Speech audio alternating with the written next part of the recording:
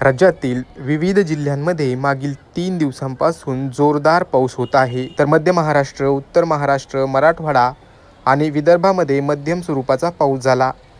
पुण्यामध्ये सकाळपासूनच पावसाचा जोर पाहायला मिळतोय. कोकणातील अनेक जिल्ह्यांना देखील हवामान विभागाने अलर्ट दिला आहे. 26 सप्टेंबरपर्यंत राज्यातील वेगवेगळ्या विभागांमध्ये पावसाचा जोर हा कायम राहणार आहे. पाहुयात पुढील 24 तासांमध्ये राज्यात पावसाची व हवामानाची स्थिती कशी राहील.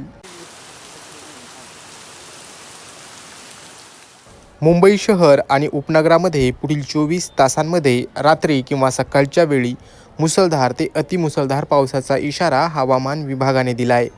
विजांच्या कडकडाटासह आणि मेघगर्जनेसह 40 ते 50 किमी वेगाने वारे वाहण्याची देखील शक्यता हवामान विभागाने वर्तवली आहे.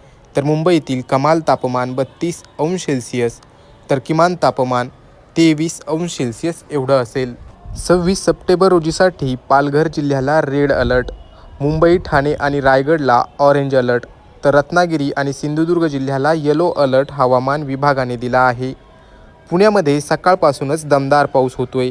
पुढील 24 तासांमध्ये देखील पुण्यामध्ये आकाशामध्ये ढगांची दाटी होऊन मुसळधार पावसाचा इशारा हवामान विभागाने दिला आहे.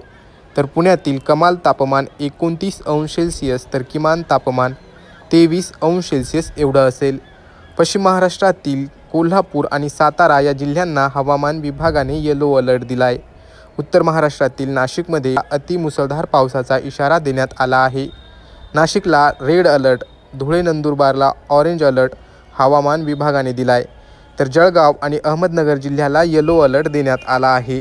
तर मराठवाड्यातील छत्रपती संभाजीनगर, जालना, बीड, परभणी आणि हिंगोली या जिल्ह्यांना येलो अलर्ट देण्यात आला आहे.